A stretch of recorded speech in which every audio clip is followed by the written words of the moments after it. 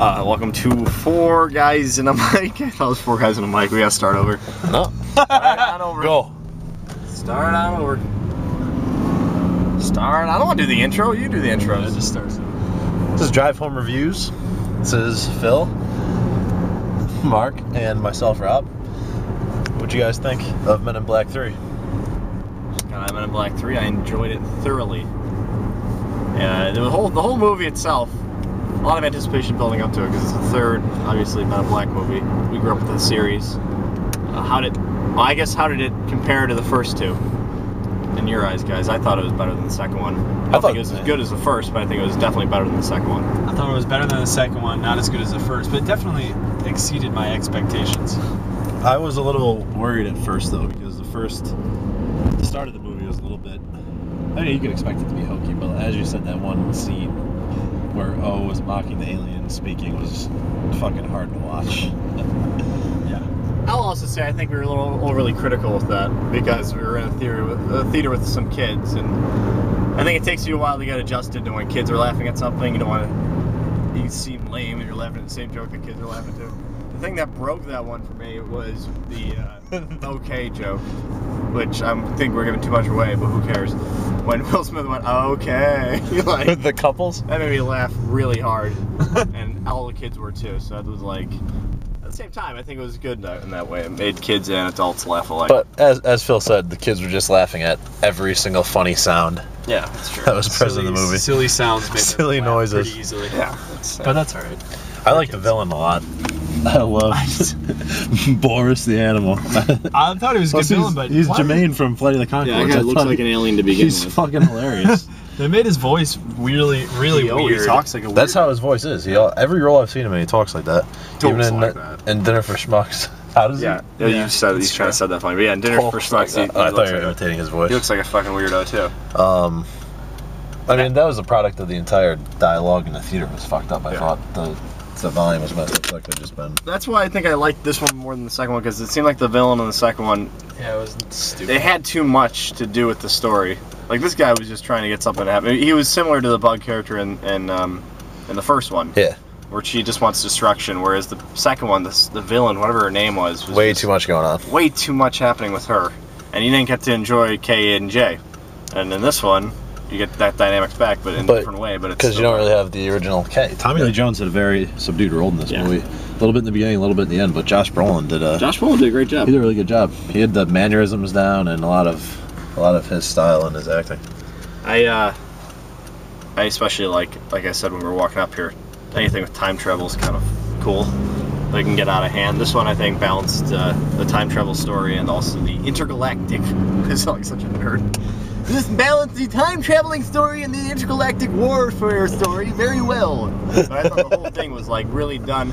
Good balance between a time travel movie and just your silly kind of science fiction movie. It was really cool. It had good, witty, funny dialogue, typical in a Men in Black movie, but not too silly either, where it's just like okay.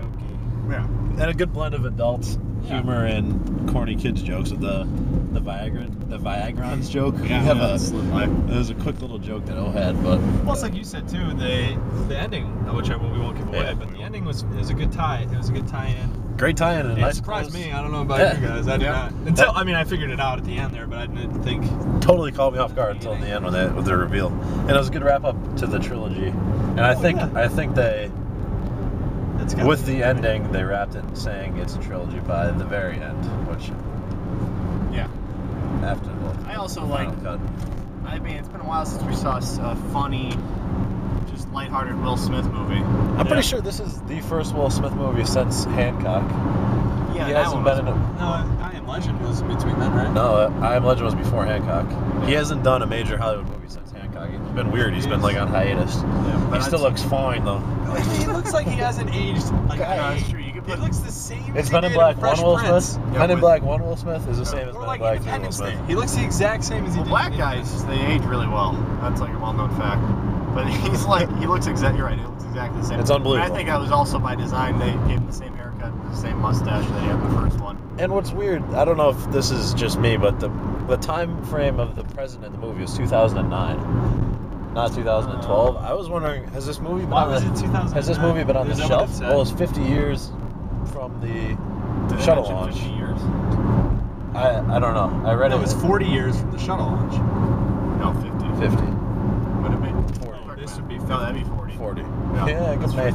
Hopefully. No, but I'm pretty sure the present was 2009. I don't know. No, that makes sense because if he goes back 40 years, that would be 69. Yeah. Yeah. But did they ever mention 40 years? We're getting off topic. Either But way. The whole thing I was wondering if the also, movie was on the shelf for 3 years. it's just fun to have Will Maybe, Smith or maybe back. they just didn't care. Yeah. I love having Will Smith back. He's my childhood. Where I grew up with a Will Yeah, Smith man, Fresh Prince and all that. blockbuster. Like, Well, I think another big part of it Blockbuster in is summer. he's like Will Smith's like $20 million a movie. Not Yeah. a lot of like you're taking a risk by putting him in there because it's a huge chunk of your budget. dude, he has to have been in another movie between. I will verify that, but I don't. Well, he hasn't been in a lot. There's just, I mean, Pursuit of Happiness was in there, but That was before Hancock as well, I think. Oh, he did that other one besides whole Pursuit point of is that he's- Happiness.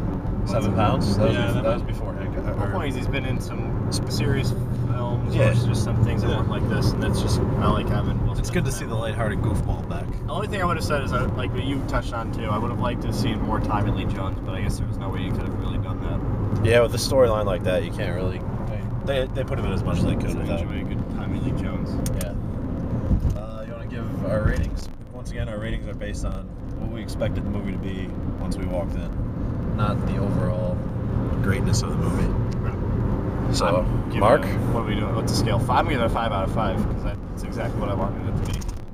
Phil? And, So? all the things that came into it that you didn't know anything about, like how Josh Brolin was going to do, and just how this whole series was going to play out, if it was dated or not. It all exceeded or matched my expectations, so I give it a 5 out of 5. If we're Phil? going based on the expectations, then of course I'll give it a 5 out of 5 too. But that's also based on the fact that this summer is like incredible for movies, and this was a movie that, at least us, was on our radar, but it wasn't like it was just like a filler movie Yeah. in between the other movies that we really want to see.